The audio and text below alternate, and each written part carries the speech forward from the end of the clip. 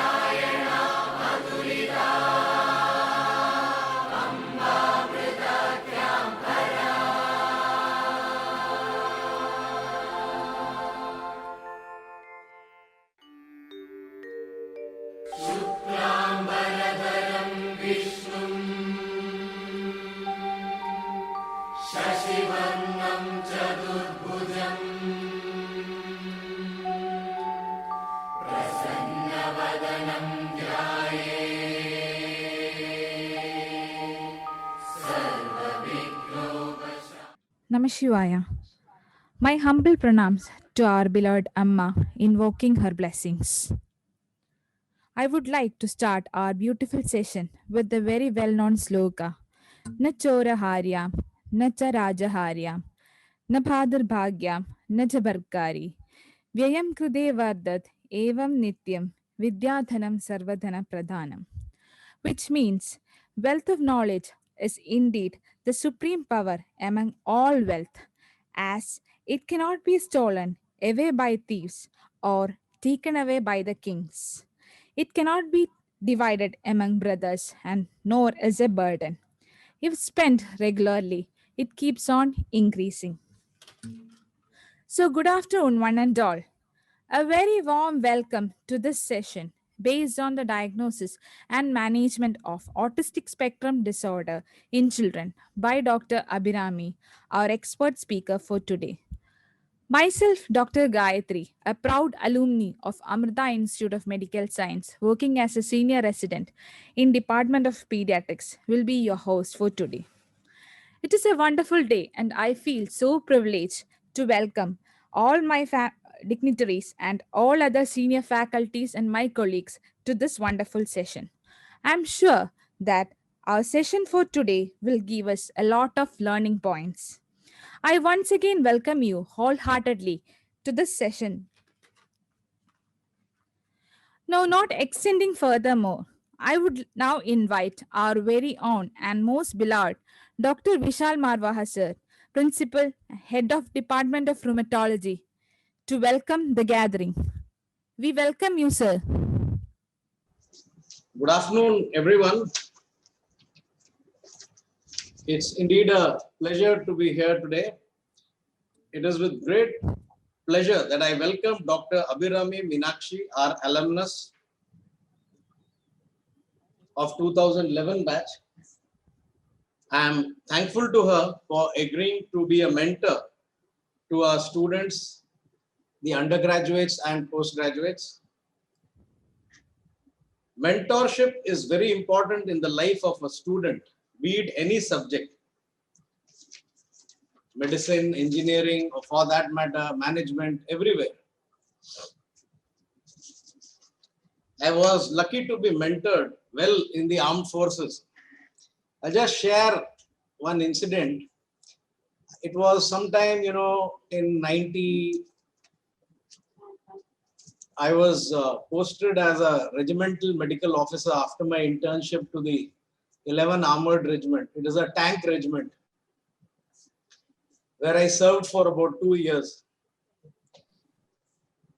One of the squadron commanders, he was actually my squadron commander because a doctor in the squadron is with the headquarters squadron. So he was a gentleman by name Major Shivjit Singh, who retired as Colonel Shivjit Singh. He is no more now.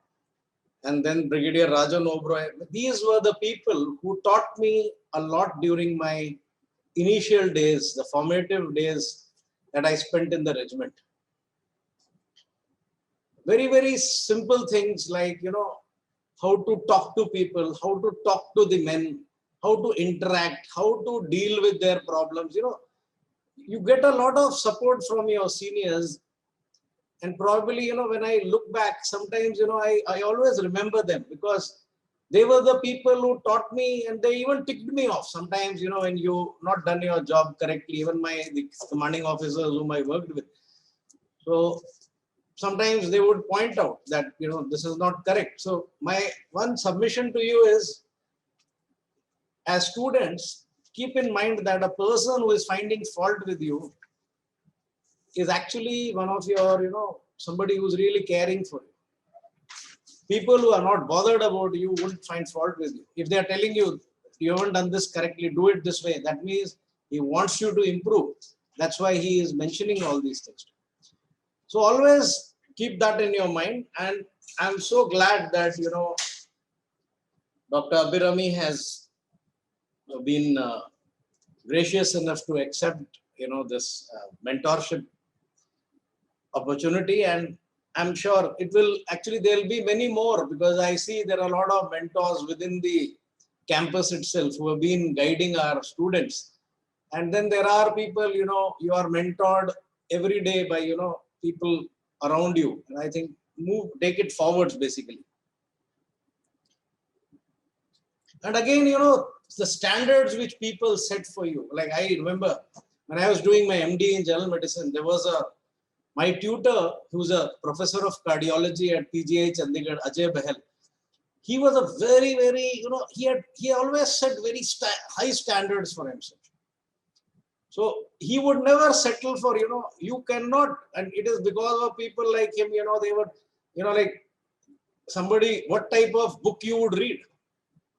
They would tell you, you get your Victor Adams, read neurology from Adams, read this from this. And, all those small points all add up as you, move on in life. So stopping at that, I will now request ma'am to take over. Thank you very much. Thank you, sir. Thank you for your kind and motivational words. Now I introduce our dearest doctor, Dr. C. Jayakumar, Professor and Head of Department of Pediatrics, who is one another person who had spent a majority of his career in teaching and guiding children. He was awarded Fellow of Indian Academy of Pediatrics in 2011 by Indian Academy of Pediatrics. He also held many positions in various associations, including Indian Academy of Allergy and Immunology, Neonatal National Neonatology Forum, Indian Academy of Pediatrics, and State Pediatric Academy. It is such an honor to welcome you, sir. We welcome you, sir, to this session. I also invite Dr. N. Uday Kumar, Associate Professor, Head of Karthikeyan Child Development Unit, and Dr. Abhinaya J., Senior Resident and Fellow in Development and Behavioral Pediatrics, and all other faculty members from Sri Ramchandra Institute of Higher Education and Research Center, Chennai, to this session.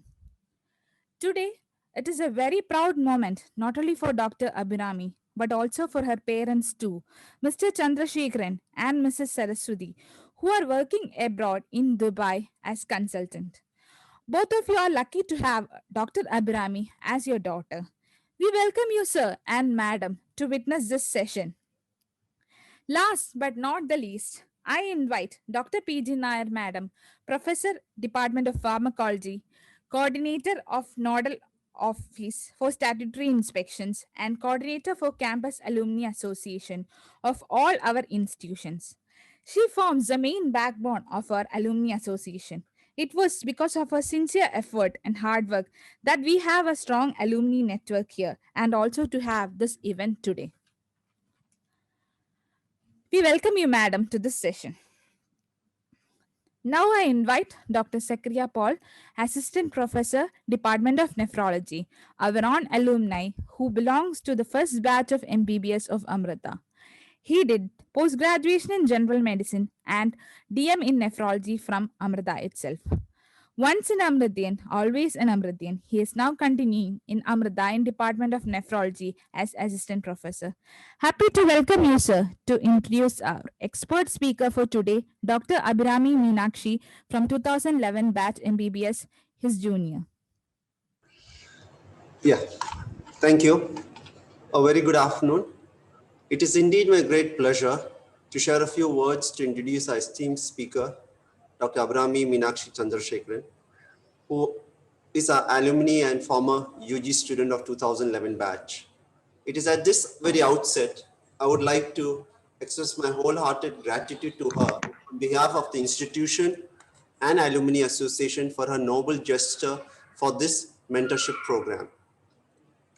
I have to quote what Abhirami had told about her own experience at Amrita. I had a lot of fun and great learning experience, especially while I was posted as an intern in the Department of Pediatrics, which made her pursue a career in pediatrics. So it is very good to know that you had a good time at Amrita and it helped you focus your career into the department of your choosing. Subsequently, she went on to complete her MD Pediatrics from Kempegowda Institute of Medical Science, Bangalore, having graduated in the year of 2020. And during this period, she has presented and published at various scientific forums. During the same period, her exposure and close interaction with children of special needs with varying spectrums of autistic and behavioral disorder, she harbored this passion, which is unique, to further devote her life and effort and skills in developmental and behavioral sciences, aiming and focusing to specially identify such children and care for them at a very early stage. Hence, presently, she is now undergoing her fellowship training in developmental and behavioral pediatrics in Sri Ramachandra Institute of Medical Science, Chennai. I welcome Abhirami for her talk. Over to you, Abhirami. Dr. Abhirami to speak about the diagnosis and treatment of autism spectrum disorder in children. And for this session, I cordially invite Dr. C. Jayakumar, Professor and Head of Department of Pediatrics, to chair the session. Now over to Abhirami for your valuable talk. Om Namah Shivaya. My humble pranams to the lotus feet of Amma, because it is Amma who has provided me this wonderful opportunity. I thank you, Dr. Gayatri, for handing over the mic to me. I would like to thank our principal, Dr. and Colonel Vishal Marwa, and our entire Alumni Association for providing me this wonderful opportunity to speak about autism. Actually, a few days back, I had applied for this mentorship program, and Dr. PG Nai ma'am was so kind to revert back to me immediately. And Dr. Jayakumar sir and the entire pediatrics department, they were so receptive towards me, and I felt so happy. I would really, really like to thank them also for providing me this wonderful platform where I can talk about something which I am so passionate about. Development and behavioral pediatrics has been my dream goal. Actually, I have always wanted to work with special children, because I feel as a doctor and as a human being, these special needs children are the children who require more support than anyone else. That's just my feeling, and I always feel that we should always follow our dreams and our passions to whatever extent we can. All because of God's grace, my dear teachers' guidance, and my parents' guidance, I have come to this position today. So thank you all so much for this wonderful opportunity. To talk a little about development and behavioral pediatrics, we'll be seeing a lot of autistic children, ADHD children, learning disability, intellectual disability, behavioral disorders, post-traumatic stress disorders. So we see a lot of children coming from various aspects of life. And in this field, we learn how to handle such children and how to help them further. So that's what really got me into this field. So coming to the topic of interest today, I hope my slides are visible. So today's topic is autism spectrum disorder. Uh, I'm currently doing my fellowship in Sri Ramchandra Institute of Higher Education under the guidance of Dr. Uday Kumar sir. So, in today's presentation, we'll be seeing an overview of autism spectrum disorder, the science behind this problem, the proven interventions that we are currently following, and all parent based interventions that are currently being followed in India. I'll be explaining in detail about each of them in a short format.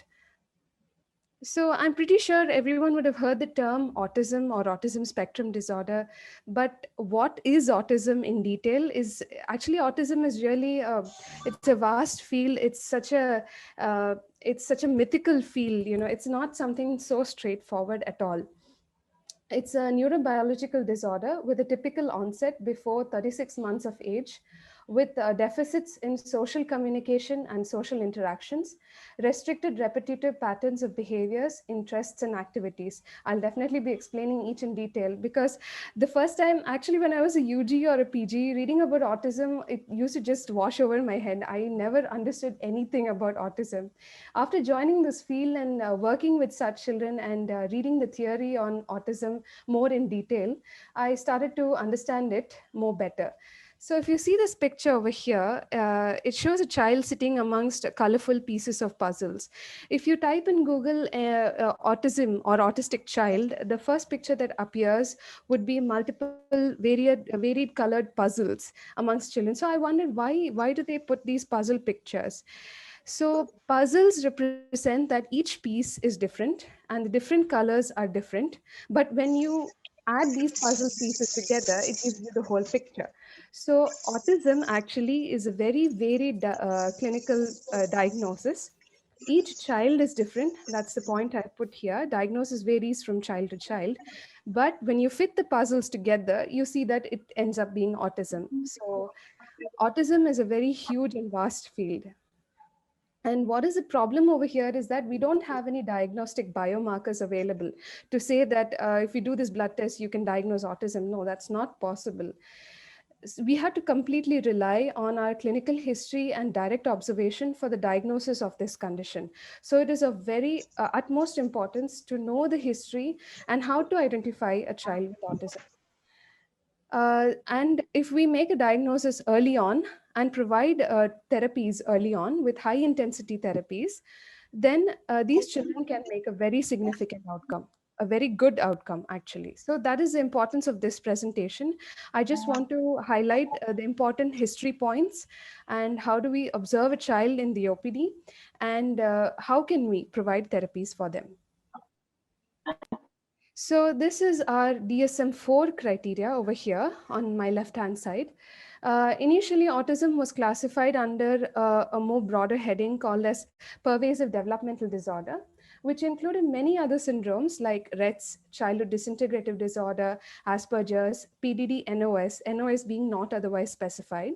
But current and new criteria, new DSM-5 says that we don't consider autism as just a single term under a huge broader heading. Rather, we consider autism itself as a broader heading, autism spectrum disorder. So the spectrum being that including multiple other disorders like Rett syndrome, childhood disintegrative disorder, and Asperger's, previously classified like that, those patients will now be considered as autistic, according to the new DSM-5 criteria.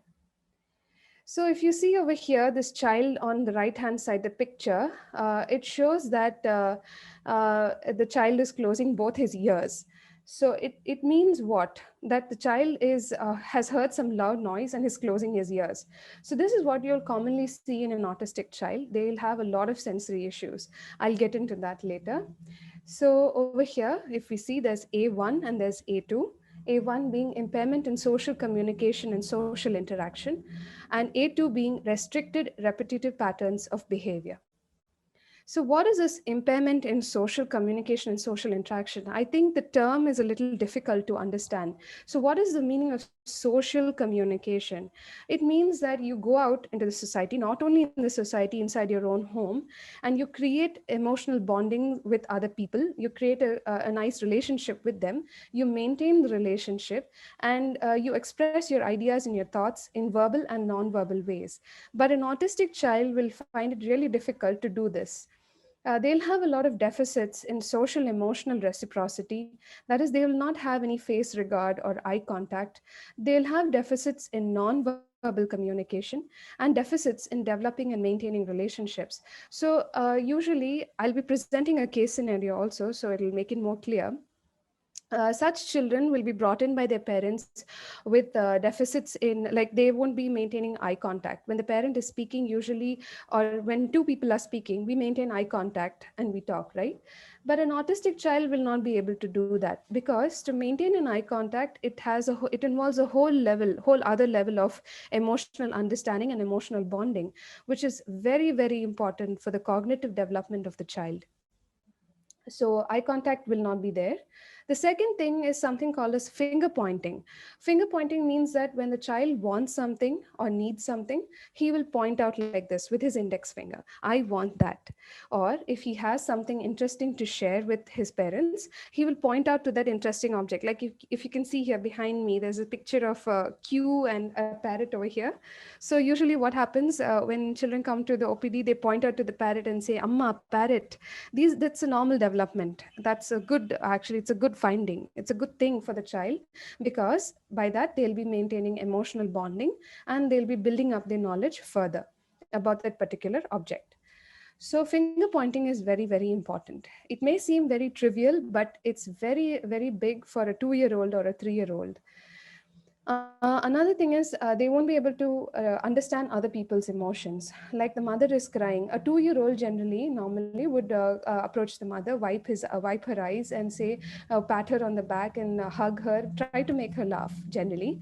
But an autistic child will not bother, or will understand that something is wrong but will not be able to react appropriately. Another thing is they won't be able to interact appropriately with other children. That is, they cannot make friends with other children, or they may not be so interested in other children or in their surroundings. Such children appear to be on their own. There'll be some sort of self-babbling or nonsensical babbling, and they'll always want to play alone. They'll be very reserved. Some children may even come with a very hyperactive behavior. So, this is in short about the social communication and interaction impairments. Next, what is this restricted repetitive patterns of behavior? So, I think the term itself is self explanatory. So, you will have a lot of these children will have a lot of stereotypical repetitive motor movements or speech, Uh, they'll insist on routines. They'll have highly fixated or restricted interests, and they'll have a lot of sensory issues, like the picture I showed over here, right over here, where the child is closing both his ears.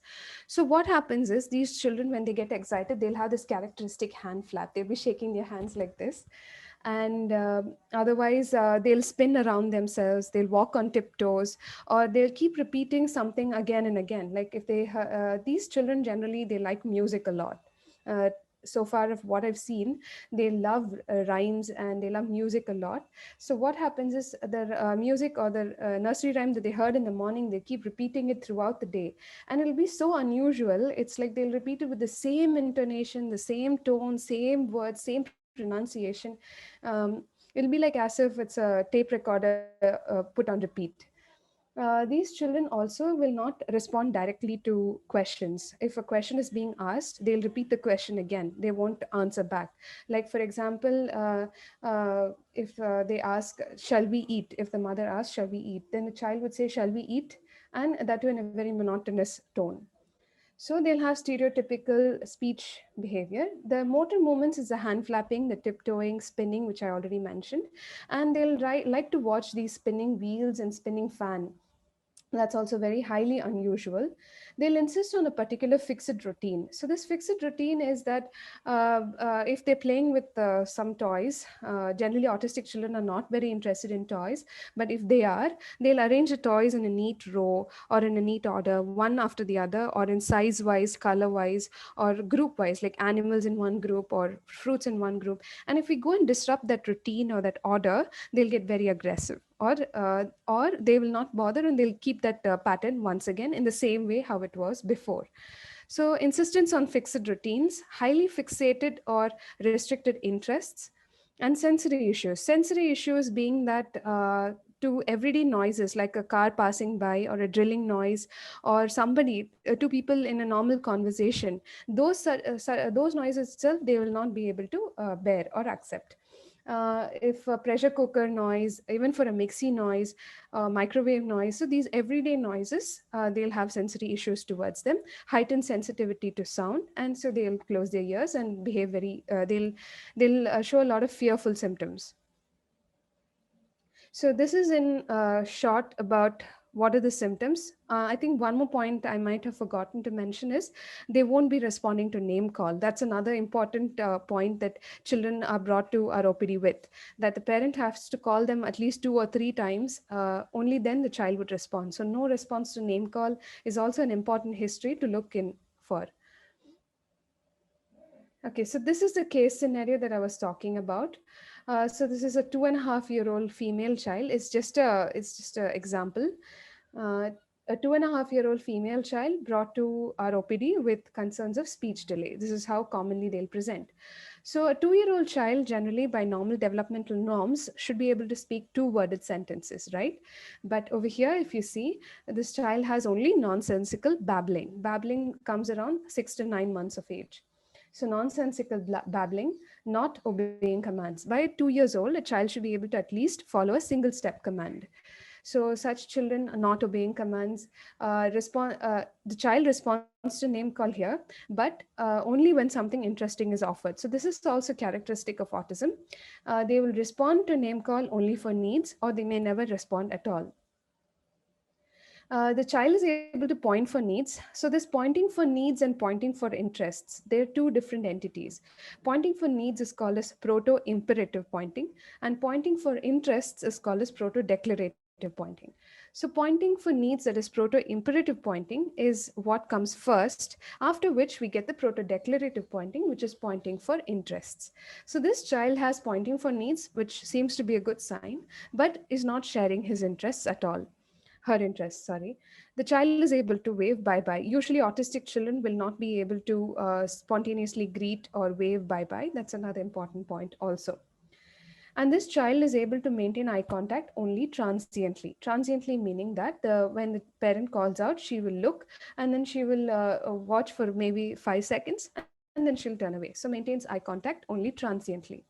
This child can understand emotions but is not able to reciprocate. So the mother might have been sitting and crying somewhere, but the child would have seen that the mother is crying. So what will the child do? Either the child will sit and cry along with the mother, or will once happy child, the child will become sad after seeing the mother crying, but does not react appropriately. She is excited on seeing other children and likes to interact with them, but no associative play. So there are two important things over here. There is excitement on seeing other children, and then there is going and playing along with those children.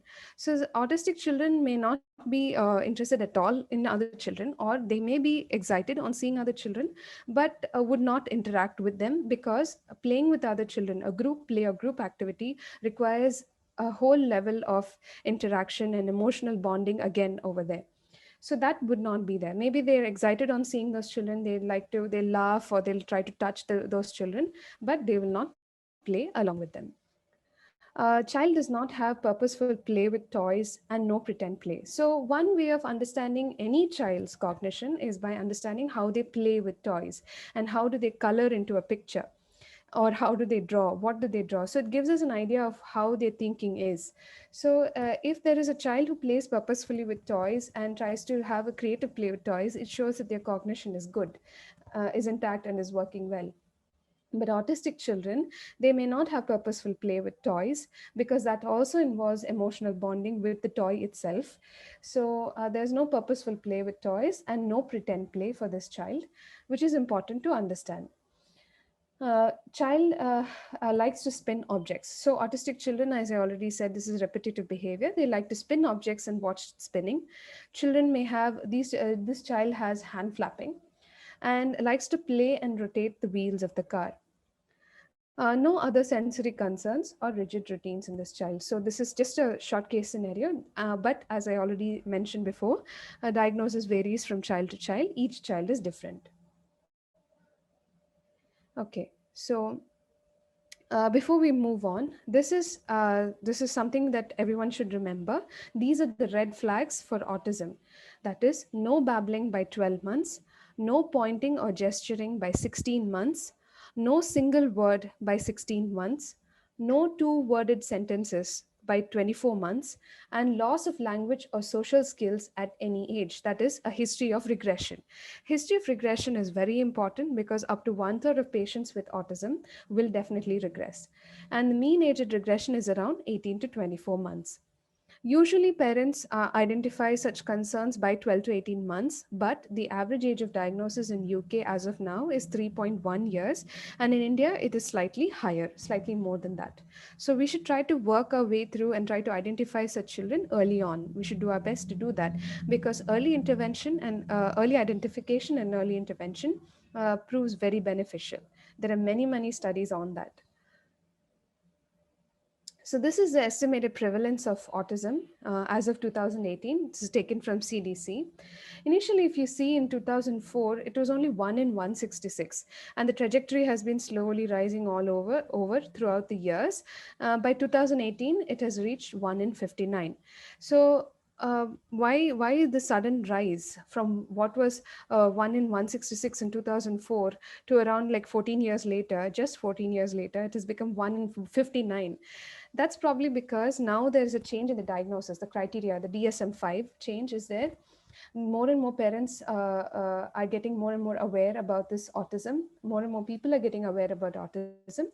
And there's increased screening rate also for autism now. And probable reason for lower rates before could be because of lack of facilities available, and also probably misdiagnosed as other conditions previously. So current estimate is 1 in 59 children as per CDC in 2018. So we saw all of these things. We saw the symptoms of ASD. We saw what is the epidemiology. So what is the cause of ASD, right? That must be the next question running in your mind. I hope it's going well till now. I hope you're all able to, would be able to take a few points home. That's my basic idea here. So the etiology of autism spectrum disorder involve, it's not like it's you when we're studying the etiology of autism, we should remember that there's not one cause that we can pinpoint and say that this is the cause of ASD. No, there is no there's no specific etiology for it. Like for example, if you have an infection, you can do a culture and find out what bacteria has caused the infection, right? But in case of autism, you can't do that. We have a lot of genetics, a lot of environment, and a lot of epigenetics working over here. So what is epigenetics? I'll talk about that later. So in case of genetics, if you see, autism has a very high recurrence rate. So if anyone is positive in the family with autism, there is around a 10 to 20% recurrence rate, and more so in case of siblings and as well as twins, especially in monozygotic twins. So if one twin out of a monozygotic twin is positive for ASD, uh, around 50% recurrence rate will occur in the other child also, and also for dizygotic twins. So currently there are a lot of studies going on about the genetics of ASD. It's a vast field again. And there are almost 1,000 genes identified linked with autism spectrum disorder. It's multiple genes, numerous genes. So, and there are multiple syndromes also associated with ASD. And the most prominent ones that we should remember are Down syndrome, Fragile X, Rett syndrome, Angelman syndrome. These are important points that we should remember when we're assessing for an a child with autism. It's important to remember these genetic syndromes and try to rule them out also, especially Fragile X in a male child or Rett's in a female child. We'll see about that. Other environmental factors, including older maternal age and older paternal age, maternal obesity, certain infections, prematurity, vitamin D deficiencies, these are the environmental factors that could affect our that could predispose to autism spectrum disorder. What is epigenetics is just that the child has a genetic vulnerability to develop autism, and when they're faced with the environmental influences, they will develop the disease. That is epigenetics, that is genetic predisposition, and they'll have the genetic predisposition. When they have the environmental influence, they're going to develop the disease. That is genetic epigenetics. Okay, so a little bit about neurological findings in ASD, like not neurological findings, but what is the alterations that happen in our central nervous system, in our brain, in an autistic child.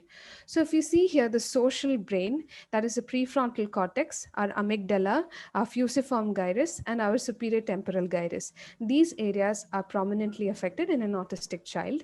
The prefrontal cortex is important for social cognition, the amygdala for emotional recognition, the fusiform gyrus for face perception. So these are all impaired in an autistic child. Also, superior temporal gyrus for biological motion and eye gaze. So there'll be altered neural connectivity and altered synaptopathies will be there. There'll be a lot of change in the brain volume and neural cell density in the cerebellum, as well as the frontotemporal and the limbic system. And there's something here called as the mirror neuron hypothesis, which I'll be getting into in the next slide. So this is the entire neuropathology in a gist. And these are the findings that you could find on a functional MRI in an autistic child.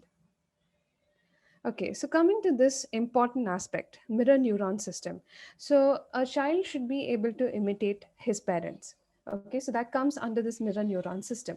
Humans and primates, in them, this system is sorry, one second. In humans and primates, this system is activated by imitating other people's actions. In humans, this system is activated not only by imitating, but also by observing other people's gestures and facial expressions. So, what happens is a child sees his parent, his mother, or his father doing something, and they'll want to imitate that. Like, for example, I have my co sister's son at home right now. So that day we were preparing chapati. So my co-sister was making the dough. She was battering the dough and she was pressing it with her fist. So my co-sister's son, he also did the same thing. He's a very small boy. He's only 17 months. He also held his fist, his cutie small fist like this, and he was pressing into the dough also. It's really cute to see that also. So that's a part of this mirror neuron system where the child looks at his caretaker or her caretaker and tries to imitate the action that they are doing, because that person appears as a secure person for them. So whatever the person they love, the child loves or takes as his caregiver, uh, whatever they do, these children would accept it immediately and would try to copy it. So in humans, this system this mirror neuron system doesn't appear only just by directly looking and immediately performing that action, but it is also activated by remembering what the child saw, the facial expressions, the gestures, and trying to act it out later on also in the same facial expressions and same gestures. So why is this important? What is the importance of mirror neuron system and this imitation? Imitation I'll be talking about again in the next slide. It's very, very important for social behavior, motor, and language. And this whole social behavior, motor, language is very important for the overall cognitive development of the child. So here we'll be talking about imitation. So what is imitation? It's a part of the mirror neuron system. It's a very important tool for learning and for social acceptance. Um, Even before speech develops, the child is able to imitate others, and this offers them a platform for engagement with others and also as a means for learning. And it also provides them an opportunity for maintaining social relationships, social interactions, and sharing other people's topics also. This also provides them an opportunity to synchronize their experiences with others, thereby experiencing another person's state. So that's the importance of imitation. Now we come to another important aspect over here. This is called as joint attention. Joint attention is very, very important again for creating an emotional bonding, social development, motor, language development, cognitive development. See, actually for children, right, up till they're 2 years of age, up till they complete 2 years of age, or up till their third year of life, they're called as toddlers, beyond which they call as preschool children. Now, what is the importance of this terminology is that as a toddler, you're always at home. You're exposed to your family environment. That is where the child will learn best. The child first perceives himself as himself, and that is by 1 year of age. And then by 2 to 3 years of age, they will start understanding other people also. So they'll start reflecting their thoughts and their ideas initially on themselves first, and then reflecting those same thoughts and those same ideas on their parents. So, what happens is they will learn best with their parents in the first 3 years of life, maximum. Beyond which, they are ready for the outside world, and that's why they call us preschoolers, and they're led to go in for preschooling, because they'll be able to reflect their thoughts and ideas not just on themselves or their parents, but also on the outside environment. So why am I saying all this is because joint attention here forms an important role, where the child maintains eye contact with the parent, calls the parent for his need or to show him something interesting, and tries to maintain an emotional bonding over there, and by that the child learns more. So, child joint attention is nothing but the child who shifts his attention back and forth between the parent's face and the object and an object for the purpose of social sharing. Um, Joint attention deficits happen in autism spectrum disorder, and these gestures are associated. Why is it important? I have already mentioned, for better language skills in typical children and in children with ASD. So, over here, we have something called as proto imperative pointing and proto declarative pointing. So this proto-imperative pointing, as I already mentioned, is pointing for needs. So here in this scenario, the mother and daughter are in a shop, and the child wants that orange over there in the distance. So the child can't reach. So she'll call her mother, maintain eye contact with her, and say, "Amma, orange, Amma, apple," or whatever that is. So that's proto-imperative pointing, pointing with the index finger. That's very important. Next is proto-declarative pointing. In this scenario, see, the mother and the child are in a park, and the child is looking up at some fascinating bird probably, and is pointing, calling his mother, "Amma, look, bird, bird." So they'll point up or wherever the point of interest is with their index finger. So that is called as proto-declarative pointing, which is also very important. That way, they'll develop their language skills as well as their social skills, and in turn, their cognition also will develop. In regard to this proto-imperative and proto-declarative pointing, while preparing these slides, I remembered one scene from Friends. I think you all must have seen Friends. It's a English series drama about 7 friends together, how they have a good time. In that, there's a character called Monica Geller. So she will have this very characteristic pointing. So when I was typing out these pointing, this proto-declarative imperative, I thought about her. She'll always point with her 2 hands like this, you, and I think you may not have noticed it, but next time that you see Friends episodes, please try to look out for it, because Monica will have such a characteristic pointing. Yeah, so that's about joint attention. And that's in general about the different symptoms of autism spectrum disorder.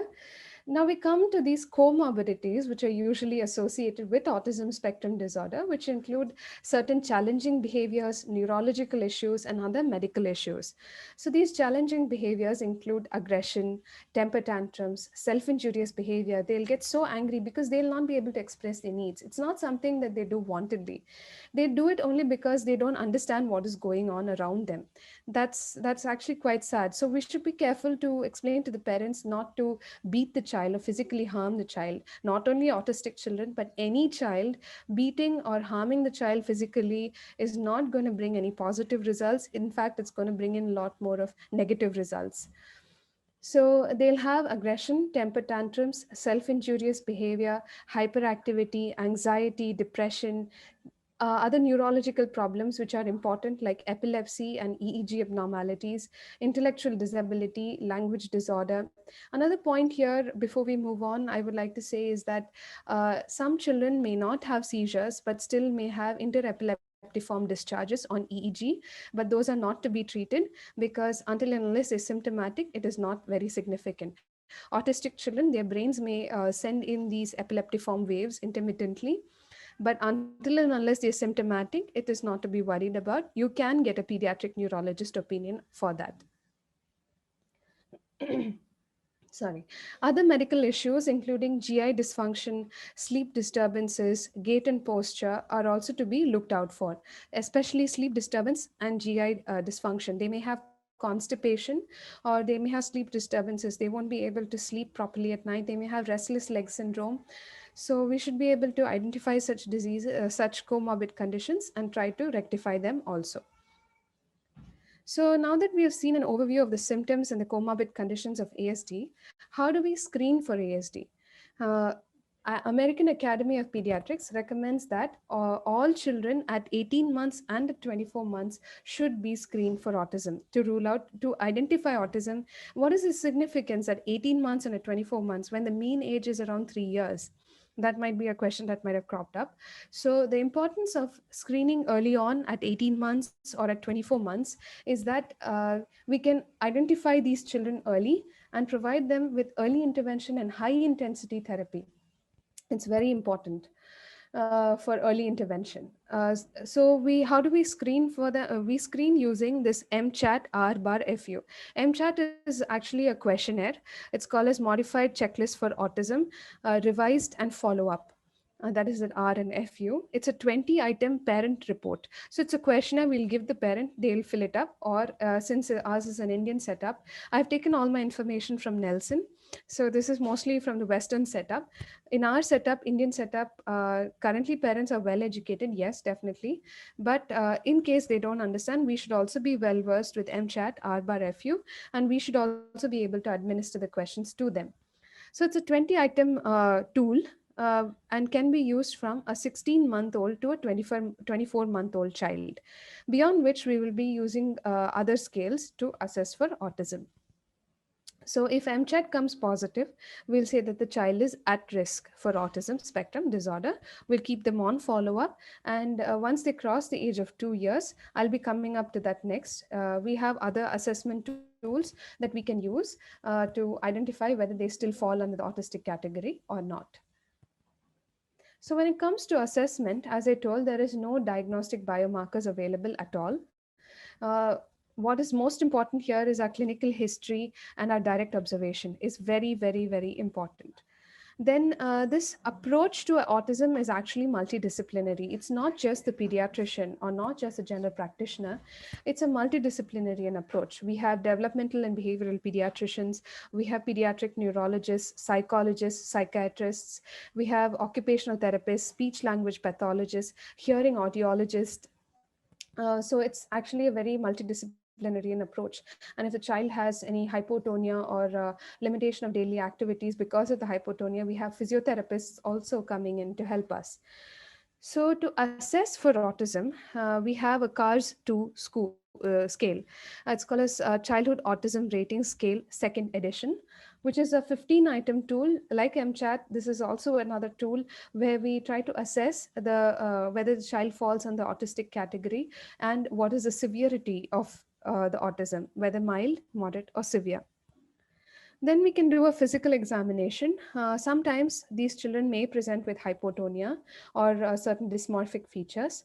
We can even do our genetic studies like chromosomal microarray or karyotyping. If not microarray, then at least karyotyping. But this is again in a Western setup. Our Indian parents may not be affordable because it's quite expensive doing a karyotype or a chromosomal microarray. So according to the parents' feasibility, we should be able to advise this chromosomal microarray or karyotyping. In male children who present with autism, we should look out for Fragile X syndrome related features, and we should rule out Fragile X DNA in males. And in females, we do the Fragile X DNA if it's present or not, in case there is any family history or there are any symptoms suggestive of Fragile X. Then we'll look for other genetic mutations like PTEN or MECP2 mutations. But as I said, there are over 1,000 mutations identified till date and still continuing to be identified. Another thing important over here is hearing assessment, because sometimes hearing loss may present similar to autism. So we should rule out hearing loss by doing a hearing assessment in all children who present with autistic features. These children, as I already mentioned, have a lot of sensory issues. So they'll have this food fadism, where they won't like certain textures of certain foods, or they won't like certain colors of certain foods, or taste of certain foods. And this is to an unusual extent. So their nutrition also may be affected. They may have iron deficiency anemia, they may have pica. So if the mother gives a history of pica, we should make sure to check out the lead levels also. If the child has any other comorbid conditions like what I had mentioned before, sleep disturbances, GI disturbances, or seizures, we should be able to identify such diseases and try to treat them at the earliest. For a seizure, try to do an EEG and to see what the pattern turns out to be. Next, so now we saw about the assessment and the screening. So I'll just tell in short about the therapies that we can give for autism. So we'll be seeing about educational interventions, medical management, and complementary and alternative medicines. So educational interventions. So now a parent has come to your OPD with a child who has autistic features. Imagine how difficult it must be for for the parent to accept such a diagnosis. In fact, some parents may not even know what is autism. So it is our duty as a human being and as a doctor to counsel the parents very patiently and very calmly about the condition of the child, because it's not an easy diagnosis to accept by all. So teach the parent about the condition. Next thing is, as we know, pediatrics is full of counseling, talking, and counseling. More than treatment, I feel that we do a lot of counseling than treatment itself. So we should also be able to plan for the type of intervention needed. Each child comes from a different family background, a different environmental background, different societal background. They may have siblings, or they may be an only child. So all these factors will influence the type of therapy that the child has, and the way the child would respond to each therapy. So accordingly, we are supposed to plan for the interventions that are required. Earlier initiation and higher intensity treatment, always better outcome. This is like probably the fifth time I'm talking about the same thing in this presentation, because it's very important to identify such conditions early and to initiate treatment early. And we should provide reliable resources of information for parents, like Autism Speaks organization, where, because nowadays most parents refer the internet for all informations. So if you want authentic information about autism, autismspeaks.org is quite authentic, and can be referred to the parents. Then we use something called as applied behavioral analysis, which involves teaching skills using methods like reinforcement of desired behavior. So you ask a child to do a particular behavior which is desired, and provide them with rewards or reinforcements.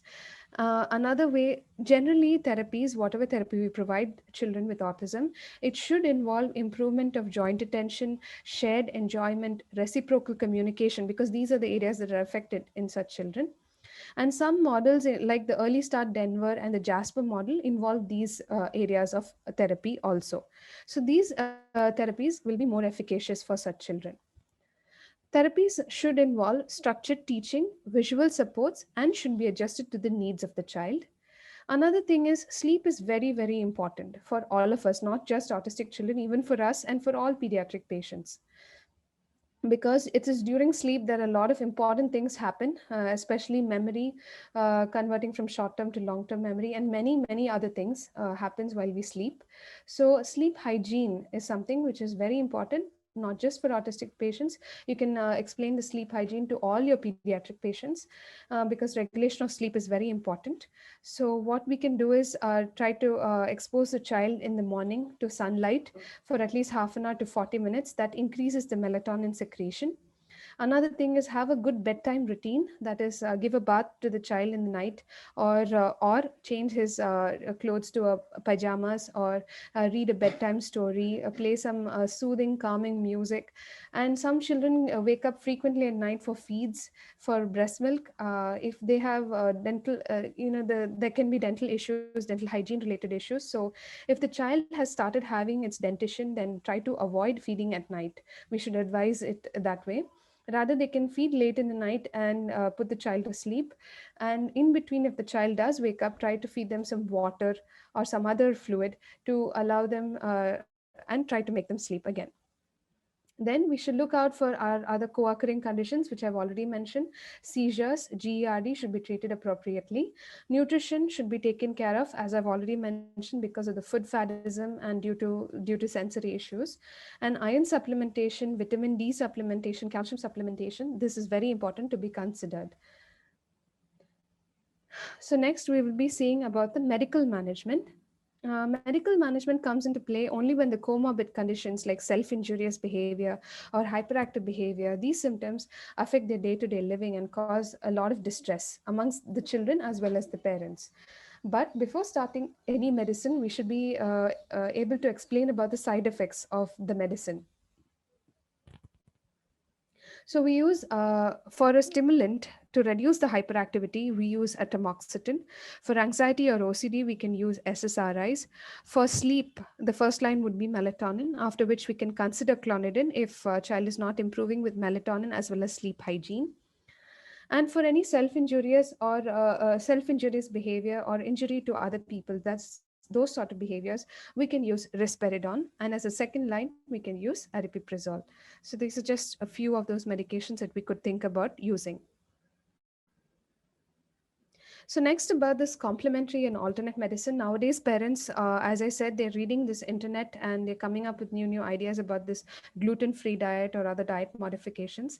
So these all fall under the category of complementary and alternate medicine. But we should be very careful to explain to the parents that such measures are not proven scientifically. They can be tried, but are not proven scientifically, so it is not generally advisable. Some of them include diet modification, gluten-free diet. There are other methods like hyperbaric oxygen or high-dose vitamins. These are all highly dangerous and should be completely avoided. Something very important that we should see. This is called as the naturalistic developmental behavioral interventions. This has brought in a lot of change in the therapy provided for autistic children. So this all our therapies most of our therapies should be based on naturalistic developmental behavioral intervention principles, is what they're trying to say in this study. So our sir, my chief is Dr. N. Uday Kumar sir. He's running our Karthikeyan Child Development Unit along with Dr. Abhinaya ma'am. She's also a fellow in Development Behavioral Pediatrics. Sir is running a website called as www.vigicdc.com, in which this is a parent-based intervention program. So what is the meaning of a parent-based intervention program is where the parent becomes a therapist themselves. That is, they provide these therapy sessions in a play method and not in an instructive manner, via tasks and activities which are explained online. And those tasks and activities are available under the SCOPE program. So what is this SCOPE program? Is actually it involves social, communication, play, and emotional areas will be covered under the SCOPE program. Again, I highlighted www.vigicdc.com. There are many other websites also which follow the naturalistic developmental behavioral intervention principles, which follow the SCOPE program and is widely followed all over India. One, for example, being the Torch Guide in Bangalore. So in vigicdc.com, we have the SCOPE program, which is this. Basically, it's a one-time payment, that is 10,000 rupees one time. And what the parent has to do is log in to vigicdc.com and select the SCOPE program, and we'll have to register in it. It'll ask a few questions relating to about the normal development of the child, the developmental stages the child has attained, and accordingly, this mental age will be set for the child. So this intervention can be used for any child between the ages of 6 to 54 months. So once they log in and they provide their developmental details, it'll provide a correct mental age for the child, appropriate mental age, and accordingly will modify the tasks and activities and provide the parents with those tasks and activities. So those tasks, those activities will be provided along with a very clear explanation, very basic explanation, along with videos on how to perform the activities. So once a parent understands the particular task or activity, he or she should enact it out on their child in a playway method, in a play-based manner. So what is the advantage of this whole program? It's that we can get to do it at home. As I've already said, that children learn better at home in their own family environment. So parents themselves become the therapist over there. The therapy can be given at home. The program can be followed in any remote area because it's an online program. You just need good internet for it. And we can avoid traveling to distant therapy centers and avoid excessive expenditure on other therapies by following this program. And it is proven scientifically to be very beneficial for children. So the SCOPE program follows these areas of learning will be developed in by following the SCOPE program. So we have the receptive, expressive, imitation, peer interaction, fine motor, intelligence, and play methods. These are all covered under the SCOPE program. And the advantages I have already mentioned, that the parent themselves becomes the therapist, so the child is very comfortable. They don't need to travel to distant places in case there's no therapy center nearby to their house. It's quite cheap. It's not very expensive when compared to other therapy sessions. Each session itself can cost around 200 to 300. And it's a very it provides a monitoring of the child's developmental trajectory, so it's easy for a therapist or a doctor to counsel and guide the parents also and monitor the progress of the child. So before we conclude, I would like to repeat the red flags for autism once more. No babbling by 12 months, no pointing or gesturing by 16 months, no single words by 16 months, no two-worded spontaneous phrases or two-worded sentences by 2 years, and a loss of language or social skills that have been previously attained at any age. That is history of regression. So these are the red flags for autism. And before we conclude, I would like to say that autism is not a dead end. Okay, if a child has autism, that does not mean that the child will stop over there. If you see all of these people, I have put up very famous people, they're all autistic or have some form of autism. For example, we have Albert Einstein, very, very famous scientist. I'm pretty sure all of you know all the people on the slide over here. Charles Darwin, we have Bill Gates, and we have Tim Burton. I'm not sure if everyone knows about him, but he's a very famous movie director. He has directed many movies, including a lovely cartoon movie called as Corpse Bride. It's a very, very lovely movie, and I highly recommend everyone to watch it. Then we have Susan Boyle. Susan Boyle, I'm not sure if everyone has seen Britain's Got Talent, but Susan Boyle was one of a quite important person to me for my life because I was highly inspired by her. I think I was in 12th standard or something when she entered Britain's Got Talent. And when she entered the show, the way she looked, she'll be a little overweight, and she won't look very presentable also. So when she came up on stage, all the judges looked at her and were like, you are you going to sing, like as if how can you do it? But anyways, you've come up on the stage, so let's see what you can do. Something like that. They had that kind of a facial expression. But the moment she opened her mouth and she started singing, the whole audience went wild and crazy, and they were cheering her on. She was amazing, and she went on to win the Britain's Got Talent. Why am I saying all this? Is because she was also autistic, and it's important to know that if you're autistic, it doesn't mean it just ends over there. If we provide early interventions and high intensity therapies at an early stage, we can definitely bring up these children to a very good extent. And here is Hans Christian Andersen. He is a famous children's author. He has written a lot of fairy tales. There are many lovely fairy tales like Thumbelina and all, which he has written. And finally, we come to Temple Grandin. Temple Grandin is a very famous scientist. She is a zoologist. She's in America. And she is autistic, so she is able to perceive the sensation of pain very, very well.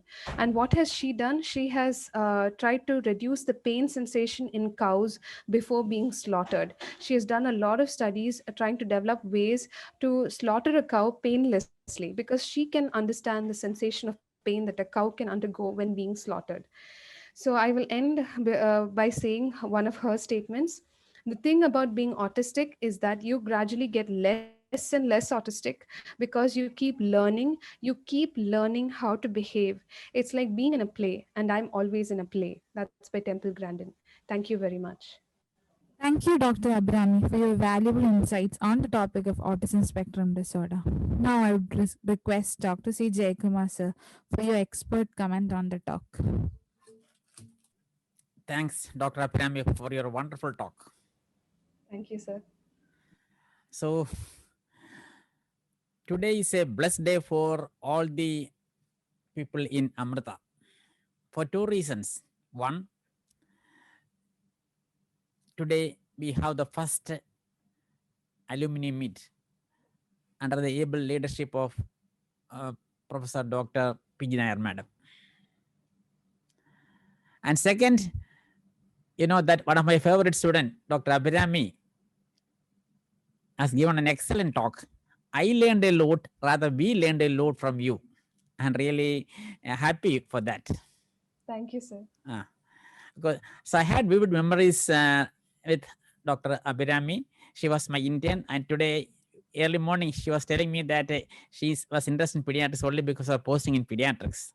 And so in the sense that when I was doing my work in my OP, then she said, "Sir, are you busy? Because I see that you are going to present a paper."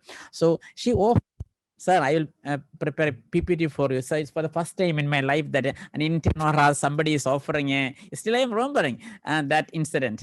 That's Dr. Abhirami. I'm quite sure that she's going to be a big faculty, a big person in the developmental therapy in the coming years. And it was an excellent talk. I said earlier, we learned a lot of points.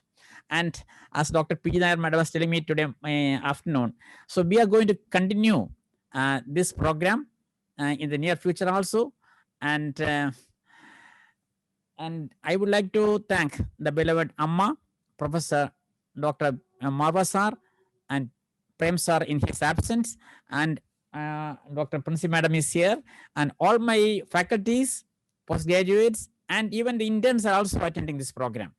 And it's a wonderful program. And we are in Amrita also, we have to set up a autistic autism clinic. And I heard that our faculty and Dr. Pravina is interested in doing that. We will also set up, and we will definitely seek your help to conduct that, to start that autism clinic in our hospital. And with these words, I would like to conclude. All the very best for Dr. Abhirami. Thank you, sir. Thank you very much. Thank you, Jayakumar, sir. Thank you for your kind words. Now, I would request Dr. Uday Kumar, sir, for further add on any comments on the talk. Good afternoon, everyone. Actually, I could join the talk only the last moment because I had some unforeseen circumstances. But I really enjoyed listening to Abhirami's talk. I think she's come quite a long way, and I think the amount of discipline and the amount of character she displays, I think goes a lot to say like the amount of training she would have received at Amrita. I'm really glad that she's my student, and best wishes to her. She will do well in life. I think it's on mute. Thank you, Yeah, sir. hello. Thank you very much, sir. Yeah. All the best, Abhirami. Thank you, sir. Sir, on behalf of all the Amrita community, we are humbly requesting you to have your wonderful talks in future on your talks on your interest, sir, and at your convenient time. Yes, definitely. I'll be giving a couple of talks in Amrita. I'm glad to do that. Thank I'll you, be sir. doing it. Thank you. So we will be in touch with you, sir, because we need your help to start an autism clinic, because you're doing a wonderful job there. You have a developmental therapy course and program, fellowship program. So we will be in touch with you, sir. Definitely, I'll be able to help you out, sir. No problem. With the protocols and other things, I think we'll be able to help you. And if needed, maybe I can visit your center and see like how it can Sure, be sir. You're most developed. welcome, sir. We will give an invitation, formal invitation to you, sir. We'll send a formal invitation to you. Because I think these children, they require a lot of help in different parts of country. I think they'll be requiring a lot of help. The question is, there is any similar program for parental education in case of trisomy 21? is there Hello? any, are you running a program for trisomy 21 children in your hospital, sir? Down We are syndrome. doing early intervention program for children with Down syndrome, sir. We start soon after birth or soon after diagnosis. We put them on some sort of, say, joint tightening and bit of ESP protocol and centering their language. We do more of ESP kind of thing for Down syndrome. We don't have any set protocol for Down syndrome, sir. This one is specific for autism. Okay. So how many fellows are there in your institution, sir, at a Yeah, time? so far I think only one fellow per year, sir. And One fellow per Abhirami is the fourth batch of student. So great that she's there, because she's an excellent student and she's a really interested, committed person. Yes, sir. Yes, sir. Actually, two people attended the interview and she could score over. Definitely.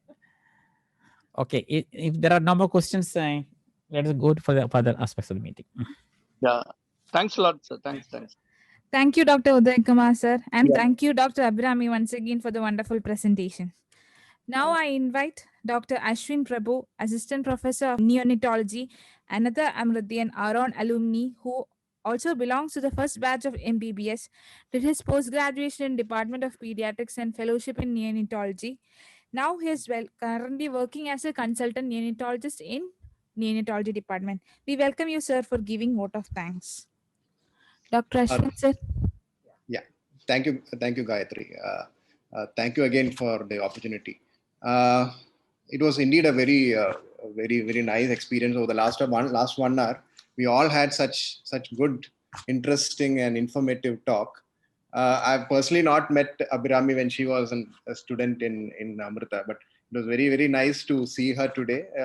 See her growing so well in her academic career. Today's webinar was full of knowledge, interesting facts. Developmental pediatrics per se is something which, as general pediatricians, we sometimes try to ignore in our busy OPD practice. Sometimes even if we find something, we don't spend time with the parents telling them how to interact with the children, what needs to be done.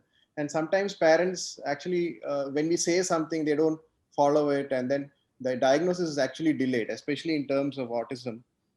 When actually it creates a lot of stigma in the community and family, that they just don't want to accept the fact that the baby has a problem. So it gets delayed, and as pediatricians, sometimes we fail to address those issues.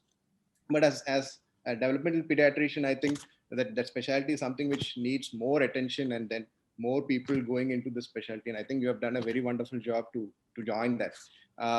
Again, it was very interesting to know about mirror neuron system, and again, that's something which I didn't know. Again, like Jayakumar sir was saying, we learned a lot, even though we have read about autism. There's something which we have not read in depth. You opened our eyes today. Again, parent-based therapy is something, again, very important, which is something I think we should all try to teach our parents when they have a problem with autistic children. Moving on, I think Vishal Marwa sir, I need to personally thank him. He's been such a constant support, encouragement at any level. If you go to him, he will help you out. He will not even ask you to wait. If you are an alumni, he just allows you to be in his cabin.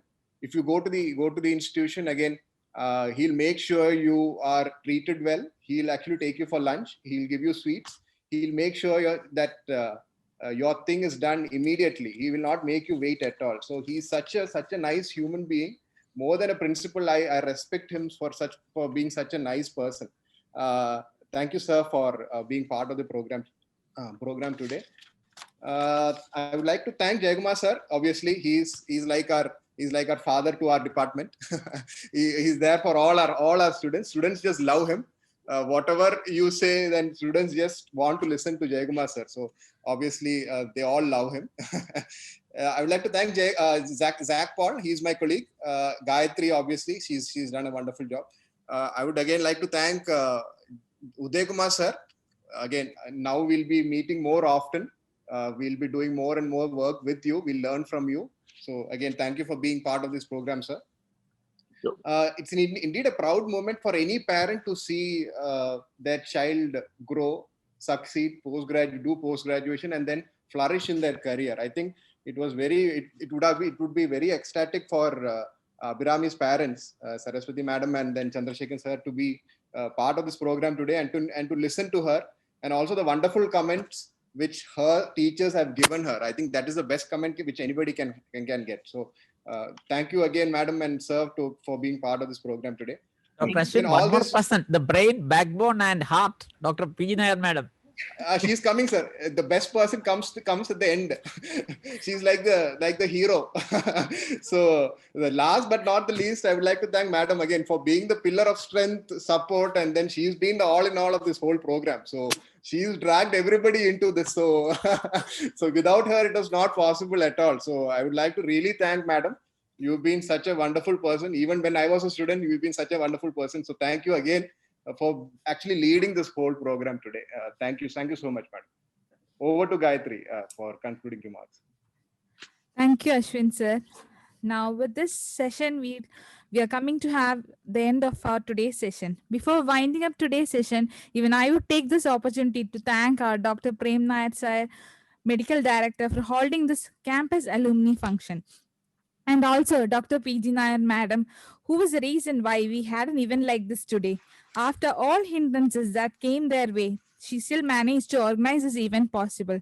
Thank you, madam, and thank you everyone for making this session successful. And once again, I thank Dr. Abhinami for taking up this mentorship program, and we are looking ahead for further talks from you. And on behalf of whole Amrita community, we also welcome Dr. Uday Kumar sir in future to have for interesting topics in future. Thank you all once again, and hoping to see you all again.